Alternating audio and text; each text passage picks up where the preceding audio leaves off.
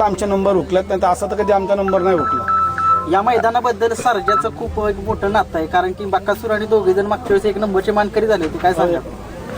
बघा, निमसोडची फाटी ही आमच्यासाठी लकी आहे, पण आज थोडंसं वाईट वाटतंय आम्हाला. आम्ही एक नंबर करून पण, कारण आज जो बैलगाडी क्षेत्रातला देव आहे त्याने आज गटालाच हार झाली, आणि त्याच्याबरोबर पैरा पण सुंदर होता मिलिंद शेटचा भुंगा, त्याच्या आम्हाला थोडीशी वाईट वाटलं त्या गोष्टी. पण नाना, आम्हाला आता महाराष्ट्रालाच बघायची की सर्जा आणि बकासूर एक गुरु शिष्याची जोडी कधी पळताना पाहायला मिळेल. भेटेल ना, का नाही भेटणार. अरुण शेठ, कुठंतरी प्रेक्षकांची इच्छा किंवा कमेंट लोक करत असतात, सर्जा मैदानामध्ये आला की त्यांची आता एकच इच्छा आहे की बकासूरला आता ह्याच्यामध्ये सर्जानं साथ द्यावी, गोलालाच गाडी राहील. 100% आपण येणाऱ्या लवकरच बकासूर सर्जा एका जोड्यात येणार.